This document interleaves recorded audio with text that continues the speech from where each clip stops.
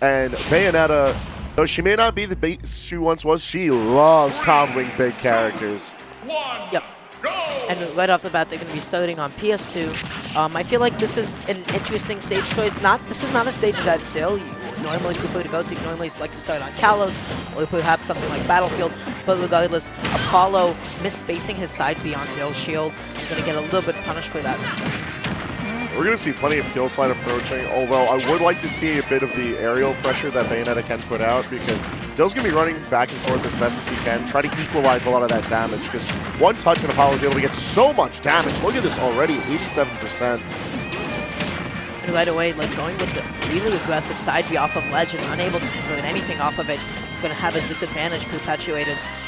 And right now, Apollo was trying to land with the Witch Time onto the gyro, but unfortunately mistimed it a little bit too early.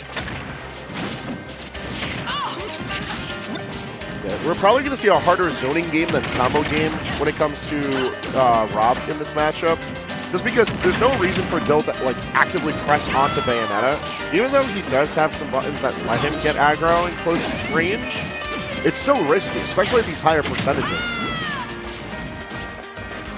And then likewise, Bayonetta has plenty of tools to keep a distance if she wants to. And if she managed to get the one confirmed, a back air, or a down air, I guess, at this percentage, is all that he really needs. And I really just want to take a second to appreciate the pace that both of these players are like taking the game. You see neither of them wanting to be like a little too hasty with their approaches. Both of them are like just like really waiting out what the opponent is going to do first. More so like a standoff, and Dill with the falling neutral air, not enough to take out Apollo's stock quite yet. And also Dill trying to get an up air, but Apollo ready to drift away and jump away. And the way that Apollo's just been mixing his recovery is beautiful, but getting the side B into a back air, sitting at 183%. And Bayonetta is definitely a character who can benefit a lot off of rage. Definitely. You don't get to keep your rage when you have to eat a down air that's active for 5 frames. And not just that, but Bayonetta has maybe one of like the worst, like biggest problems like snapping to ledge in the game. And as I say that, Bayonetta also shows off a little bit of her recovery of when you don't have your second double jump. That can be a really dangerous scenario. While the pride of Bayonetta has always been her combo game, the resource management needed to play an effective Bayonetta is something that Bayo players do not get enough credit for. Yep. Keeping track of like how many witch twists you have, how many jumps you can manage, your directional air dodge, it's a lot at once. And Dill managed to smother it all out of Apollo. Yep. And not just a lot at once, but maybe a little too much for Apollo there for game 1. So Stretch is asleep in the back. Oh goodness, but jumping into the next game. I feel like we might definitely see the character switch coming from Apollo. He got 2 SDs in a row. Maybe he's not fully comfortable. Maybe he's not completely warmed up with Bayonetta right now to be making most use out of her. So I won't be surprised if we see the Duck Hunt pick or perhaps a little something else. But fantastic music choice. I love House Preview. So calm. It's so comfortable, but Apollo actually going to be sticking with the Bayonetta. Yeah. When he did get to play, the Bayo was working. Yep. Like, he was doing a fine job. It's just a matter of maintaining those resources off stage.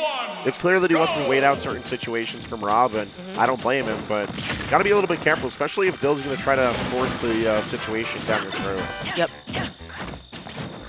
And right now you see him trying to get something started with, I believe those are the forwarders, but Dill is able to low profile just about under every single one of them.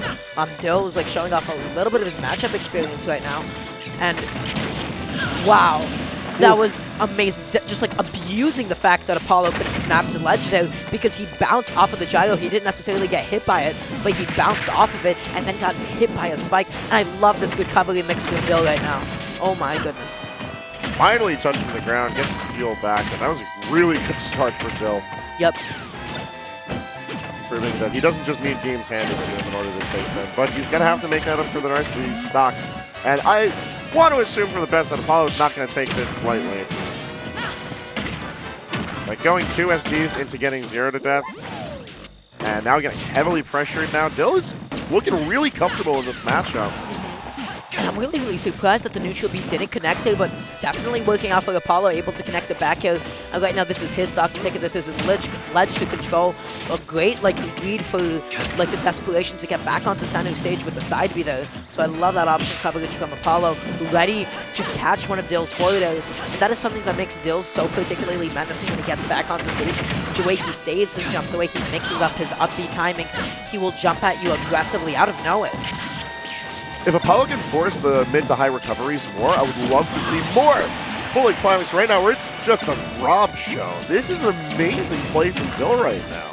So technical, just so really, really just focused on what can this character do with the gyros. And right now, Apollo has to take this stock really, really quickly. Dipping low isn't necessarily the All right. And that is how it ends for this one. Dill taking a very solid 2-0, but maybe not the cleanest. USDs for Apollo go to show that the Bayonetta isn't quite as ready yet, but give him a little bit of time. Maybe shake a little bit of the nerves. It could have been a nerves thing.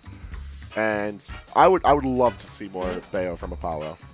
Yeah, no, when I've seen his Bayonetta a little bit before, when he does get something going, his ledge trapping is phenomenal. And just the way he's able to keep you off stage for so long is genuinely terrifying. But